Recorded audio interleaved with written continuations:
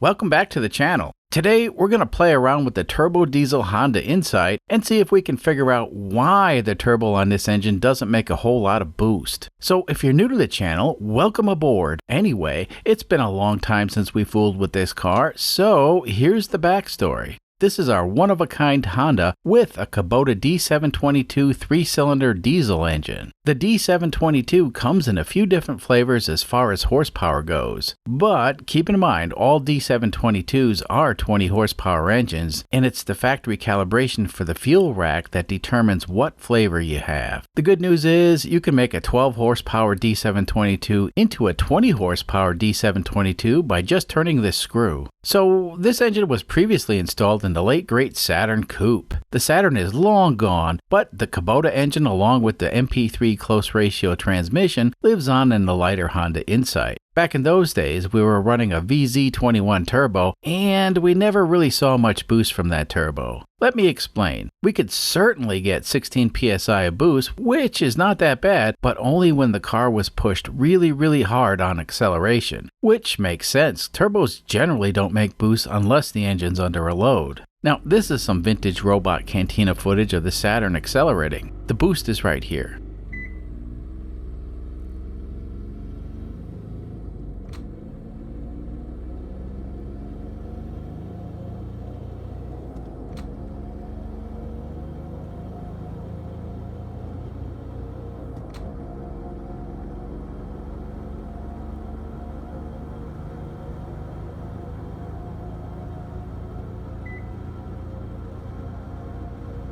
So yeah, with the VZ21 turbo, we did get boost, but only when the car was pushed really hard. At cruising speed, well, we were lucky to see 2 psi of boost. So the Saturn was scrapped due to reasons, and we put the engine and transmission combo in the Honda. But this time around, we went with an AMR 500 supercharger because turbos suck. So with the supercharger and intercooler and a bunch of electronic gizmos to manage the boost and the fuel rack position, we were finally able to get decent boost at cruising speed. So here's some old footage of the car just cruising along with the active engine management doing all the hard work. With the supercharger, we had excellent performance and fuel economy. Now, from many miles of driving this car and experimenting with different settings, both on and off camera, it was determined that the engine really loves 5 psi of boost when the car is at cruising speed, and about 12 psi of boost during full throttle acceleration. Of course, the internet being the internet, not everybody agreed that the supercharger was the answer, and I was told by the experts that a turbo would be much better. So here we are, after many failed attempts of playing with two different kinds of turbos. Today we're going to finally check a few things to make sure we don't have a hidden problem somewhere else. So before we get started, let's talk about scale, because this confuses a lot of people. You see, under the hood of the tiny Honda, the D722 looks huge. Now if we look at our spare engine outside the car, well, it still looks pretty big. But I assure you, this is a tiny engine, and when we compare it to the Predator 420, you can see the scale we're working with. So make no mistake, this is a tiny engine in a tiny car, and the result is it looks kind of big, but it's not. As a matter of fact, the tiny turbocharger we're using is about half the size of the engine. The reason I bring this up is, it's frustrating to read the comments from folks who don't realize how small all this stuff is. We have a little bitty engine and a little bitty car. As a matter of fact, the Kubota D722 is in the Super Mini classification, and that means it's a very compact diesel engine. The Super Mini series is the smallest diesel engine you can get from Kubota. I think perhaps folks get this engine confused with the D1105, which is a small 3-cylinder engine, but the D1105 is a lot bigger than the D722. Okay, so I got that out of the way. So my concerns are, we may have a leak somewhere in the boost plumbing or the intake manifold. We need to check that stuff to confirm we're not losing boost before the engine gets a chance to use it. I think we need to pressure test the system to verify we don't have any major leaks. I reckon, well, we should start with the tubing that connects the turbo to the intake manifold. To do this, I went ahead and 3D printed some plugs so we can pressurize various parts of the system. Now give me a moment to remove the tubing and we can test this stuff on the bench. Alright, this is the tube that connects the turbo to the intake manifold. I left all the clamps exactly as I found them, and all I did was plug up both ends. Now for the boost, we're going to be using this bicycle tire pump. The gauge goes from 0 to 160 psi. I think 20 psi will be enough for our test. Alright, let's connect it and see how much pressure this can hold.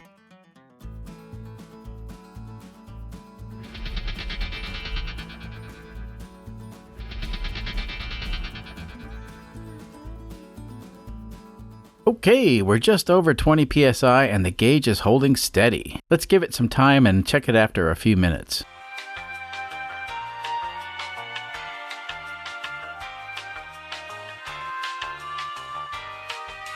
And we're still over 20 psi, so this tubing's fine and we don't have any leaks here. I guess at this point we need to check the intake manifold right over here. Now, over here is where the boost gauge is measuring, so on this test, we're going to be watching the boost gauge when we test the manifold. Well, in order to pressurize the intake manifold, we'll need to make sure that all the intake valves are closed. So, let's pull the valve cover and have a look. This Vice Grip Garage sticker confuses a lot of people. Well, be confused no more. You see, I purchased this sticker in order to enter one of Derek's giveaway contests. About a year or so ago, he gave away a 73 Plymouth Duster. Now, I'm not a Chrysler guy, but that was a cool Duster, and as they say, you gotta be in it to win it. So, long story short, I didn't win the Duster. But I did buy a few items from Vice Grip Garage. One sticker ended up here, and the other one ended up on the back of the Saturn crew cab. So that's the story about the Vice Grip Garage sticker.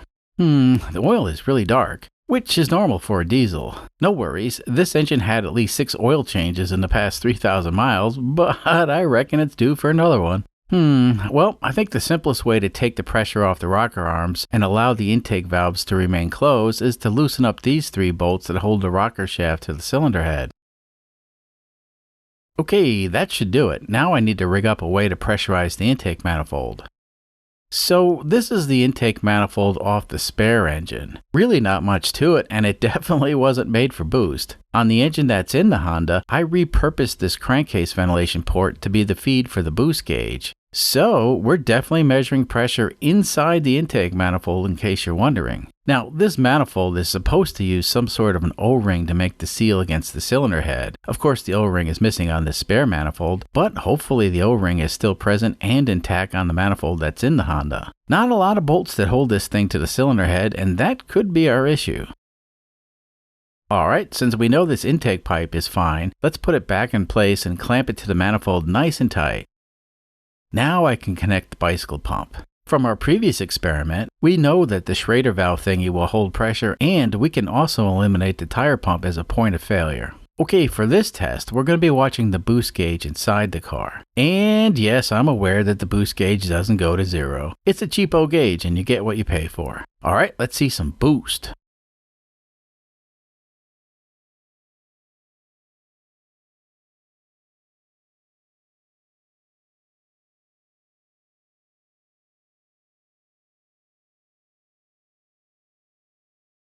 And now I'm going to let the pressure bleed down. This is in real time, no fast forward, so yeah, we have a minor leak in the intake system, but keep in mind the turbo can probably easily keep up with this leak. So once the pressure hits 10 psi, the leak actually slows down quite a bit. Interesting. So I'm sorry for the lack of action. Perhaps watching paint dry would be more interesting. I guess now is a good time to remind you folks to click on the like button and consider subscribing if you haven't done so already. You can also support us on Patreon if that's the sort of thing you want to do.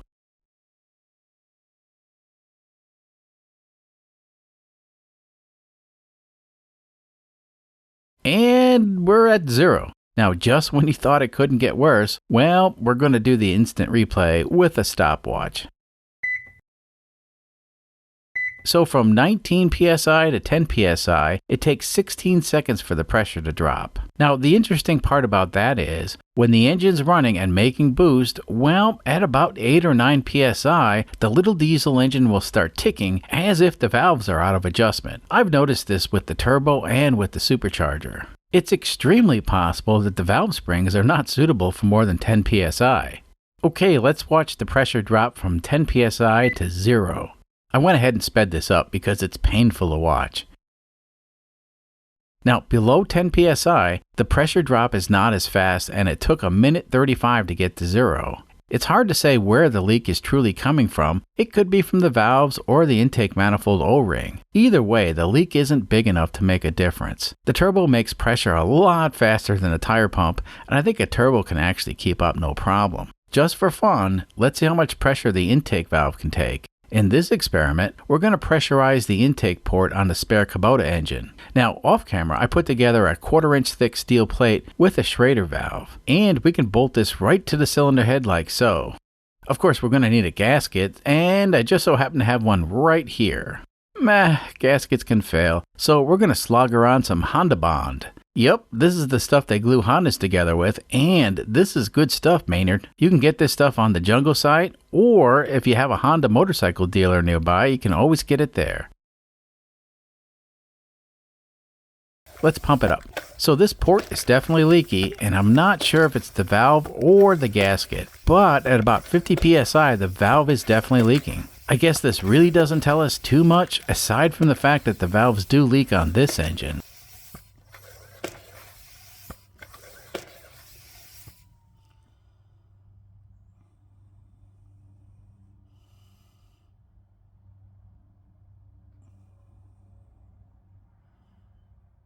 So if you would, please pay attention for a moment. This part is very important. My ultimate goal is to have this turbo generate 5 psi of boost while the car is at cruising speed. You know, I don't really care about making more than 10 psi of boost maximum, and the goal is 5 psi at cruising speed. If we can do that, then we'll worry about the rest later. Now, from the AMR 500 supercharger experiments, we learned that 5 psi at cruising speed is the sweet spot for this engine. Now, this engine is completely stock, except for the fact that the injector timing has been advanced and we've adjusted the fuel rack for more fuel. The additional fuel has the benefit to make more power from the 20 horsepower engine. However, we need boost in order to balance out the air-fuel mixture. You know, adding more fuel without the right amount of boost will still generate more power, but it causes two major problems. The first is the exhaust gas temperatures can reach dangerous levels, which isn't ideal. The second problem is the car will leave a huge cloud of black smoke in its wake. A Honda Insight rolling coal is a sight to behold, and it's somewhat funny in a way. The problem with the smoke is the car can't be driven in an urban environment.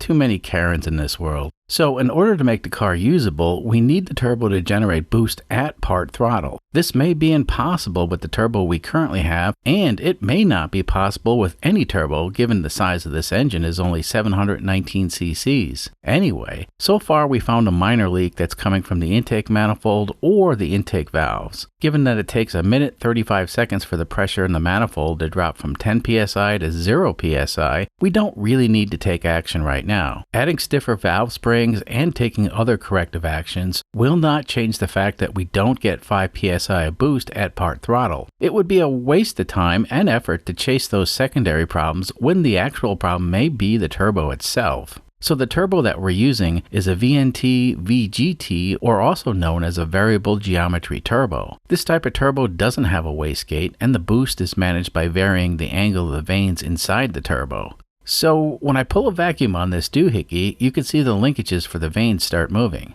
The more vacuum I pull, the more focused the vanes are, and this will cause the turbo to spool up and generate boost. Pretty cool. Normally, there's an electronic controller that does this automatically. In our case, we haven't bothered to gin up a homemade controller because even when the vanes are fully focused for maximum boost, we don't get the boost we're looking for at cruising speed. Now, if I did build a complex controller, well, it wouldn't do anything useful because it would be waiting for the boost to be generated and the controller would hold the vanes at their maximum position. Now, since this turbo won't make boost at part throttle, a controller is pointless at this stage in the game. Like I said, it just wouldn't do anything. Make no mistake, this turbo will generate boost just like the VZ21 turbo did, but you have to put a huge load on the engine. Yeah, at that point, we would need a controller. However, if we ignore the high-end boost issue for now and just focus on the low-end boost, well, we can quickly figure out that the turbo may not be suitable for this engine. Hopefully you see my point. You see, if we can't get boost from this turbo at cruising speed, then we're wasting our time fiddling with things that don't make a difference anyway. Okay, so that's my opinion, but it's certainly not the opinion of other people. You see, I've been told for this type of variable geometry turbo to work correctly, the vanes need to be focused to the max to get the turbo spooling up, then the vanes need to be relaxed a little bit and the turbo will continue making boost. I feel like that's absolutely true for a bigger engine, but on a smaller engine, relaxing the vane position slightly will result in the turbo falling on its face. At least that's my opinion. So as you can see, we have a lot of movement in this linkage. However, it's not until the linkage is in its fully maxed out position where the turbo will make boost. But keep in mind, the engine has to have a huge load on it for the boost to happen. Anyway, in the past, I've actually tried backing off on the vanes, and the turbo doesn't like that and just slows down. It could be that I backed off way too much and that's the reason. So here's the plan. I'm going to install this little bracket and that'll limit how much the vanes back off. This will effectively open up the vanes slightly once the turbo starts spinning, and in theory the turbo will start making boost. It's a long shot, but it's worth a try before I condemn this turbo. Okay, let's check the movement. So this is fully pumped up and the vanes are fully focused. If I bump this little button on the pump, the vanes will back off slightly. What some folks are saying is, this will cause more boost to be generated, or we're just going to lose boost. Let's find out. You know, my job as a YouTube creator is to provide the best documentation for my audience. This next scene was really hard to set up, but just for you folks, I did my very best. Now, we're going to take the car out for a short ride, and this is the view you'll get. This is, of course, the boost gauge, and this is the back pressure gauge. Now, back pressure is how much pressure is in the exhaust system before the turbocharger. So yeah, it takes exhaust pressure to drive the turbo, and back pressure steals power from the engine. However, the boost from the turbo will make power. I guess my point is, turbos don't run on free energy. A turbo setup done correctly will make more power than it consumes. This gauge is for the vacuum that controls the variable geometry on the turbo. This gauge is mostly for my benefit, so I can tell when the geometry of the turbo is configured for maximum boost. Remember, we have this bracket on the turbo to limit the movement. Right here, the turbo is configured to make boost. However, if I apply vacuum to the thingy, the variable vanes in the turbo will focus a bit more, and the turbine should spool up faster. The point of this experiment is to operate the turbo without a fancy custom controller, and we can vary the vanes in the turbo a tiny bit to see if it has an effect on boost. The whole reason we installed the bracket to limit the movement is because we only need to move the vanes a little bit, and this will help speed things up. Now, the good news is, a tiny bit of movement will result in a change in back pressure on this gauge. Ultimately, this experiment will prove whether or not the turbo can generate the required 5 psi of boost while at cruising speed. If we get good results, then that will justify the need for a custom turbo controller. Otherwise, the turbo controller is pointless because the turbo is not suitable for this size of an engine. Hopefully that makes sense. Alright, all the cameras are running and it's go time.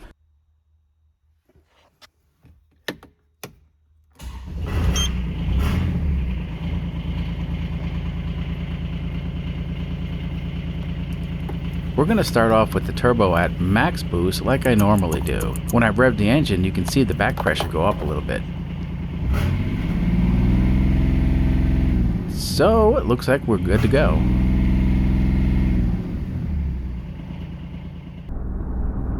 Wow, I haven't driven this car in a long time. This thing is actually incredibly quiet when compared to the diesel S10. It's like driving a Cadillac. Very nice.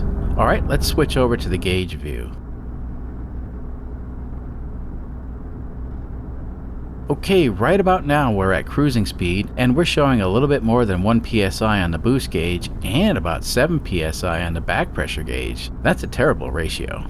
If I release the vacuum that's holding the turbo in the max boost position, that'll relax the vanes slightly. And you can see it drop in the back pressure, but there's also a slight drop in boost. Unfortunately, that's kind of telling me the turbo needs to be maxed out while at cruising speed, but no matter what, we're still not getting the required 5 psi of boost, so a boost controller of any sort would be pointless. Now, getting 5 psi of boost while at cruising speed might be impossible with any turbo, but keep in mind this engine really wants 5 psi. Now in the past, folks have suggested using a compound system, and that's using both a turbo and a supercharger. I get it, that would definitely be cool just for the cool factor. But the supercharger all by itself provides more than enough boost for this engine, and it's instant boost and you don't have to wait. It doesn't really make sense to pack the engine bay with all sorts of extra junk when the supercharger will do it all. And if you haven't watched the older videos, despite the parasitic drag of the supercharger, the car is both faster and it gets better fuel economy. With the supercharger, it's a win-win. At this point, I think I'm done with a turbo on this engine. And ultimately, for an engine this small, a supercharger makes more sense if the car is going to be driven in an urban environment. But out here in the sticks, it really doesn't matter.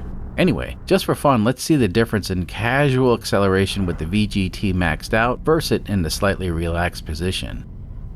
So the control gauge is showing that the VGT is maxed out. Now, pay attention to the back pressure versus boost. The boost versus back pressure ratio is really bad.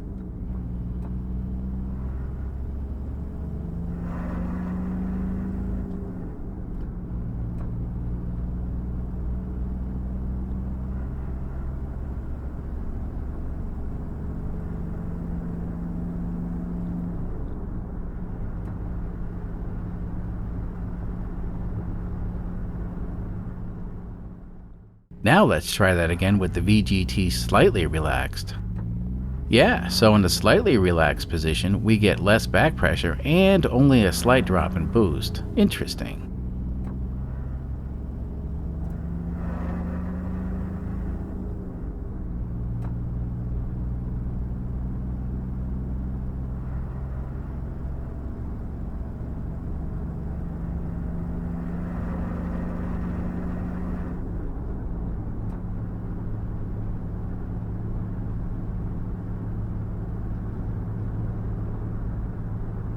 Anyway, I think I'm done with this car for today. It was definitely fun driving this car again, and we'll have to figure out what to do with this car next. In an unrelated topic, we should have a new small engine fuel injection project for you folks next week, if everything goes right. Anyway, we'll see you next time. Until then.